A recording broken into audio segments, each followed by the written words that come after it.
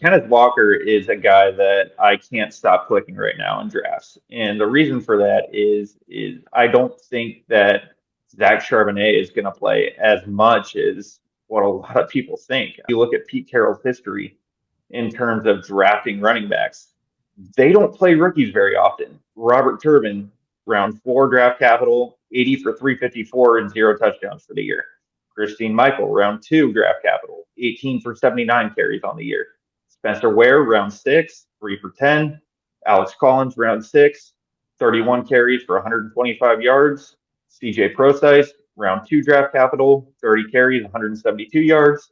Chris Carson, round seven, 49 carries, 208 yards. And the most recent comparison is Rashad Penny in round one, 85 carries for 491 yards in 14 games. So to me, they're bringing Zach Charbonnet in to expel a lot of Kenneth Walker and still going to have him as the RB1. That was what Seattle was missing last year, was a strong running back too. We've seen over the years Seattle struggle with injuries, and we saw Chris Carson be forced into retirement due to the neck injury. Rashad Penny suffered his injuries, and Kenneth Walker himself dealt with injuries last year. He dealt with like knee and ankle injuries near the end of the year, but he also had a hernia surgery right before the start of the season that cost him the first game, and then the Seattle coaching staff moved him right along pretty slowly up until the Rashad Penny injury. But then it was just DJ Dallas and Travis Homer and just absolute grossness behind Kenneth Walker. So I think that this was not a luxury pick, but you don't pick for depth here in the second round.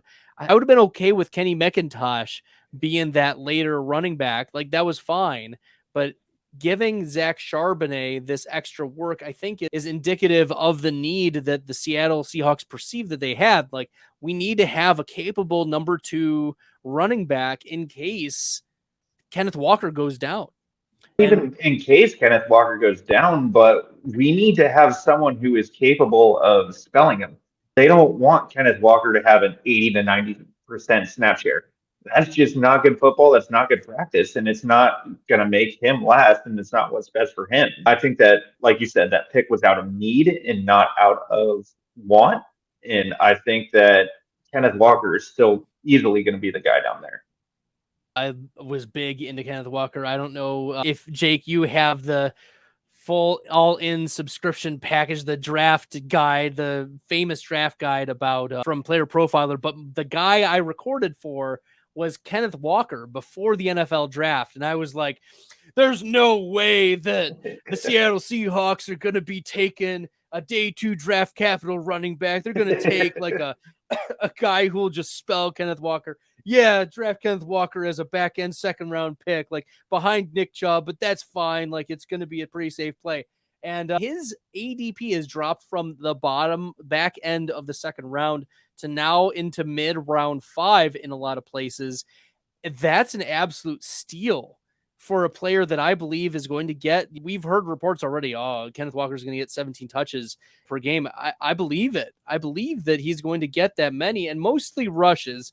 I think Charbonnet is the one that the Seahawks have pegged as the receiving back. Last year, Zach Charbonnet was 14th among all running backs in the NCAA in PFF receiving grade at 77.2. So this is a player who is capable of receiving. Kenneth Walker just didn't do it at all in college, and he was not leaned upon much in Seattle last year to do it. So I think that that's more so the spell him, maybe replace him a few times on third down.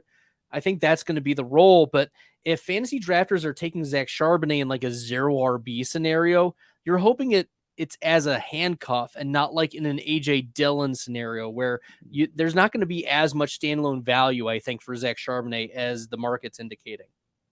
That's kind of actually the comp that I had for Zach Charbonnet was AJ Dillon, especially his rookie year. If you look, Kenneth Walker averaged 13.99 fantasy points per game in 11 starting games last year. That makes him RB7. They're not just gonna stop running a guy who was extremely efficient running the ball last year because, we spent round 2 draft capital on him. So I think you're right. They need him to be a spell Kenneth Walker sort of situation, and they need him to get that goal line work, which is what they're banking on, is him playing that Jamal Williams sort of role where he's going to vulture all the touchdowns and finish as RB2 because he scores 25 touchdowns this year. Yes, give me all the Kenneth Walker love, all the Kenneth Walker propaganda.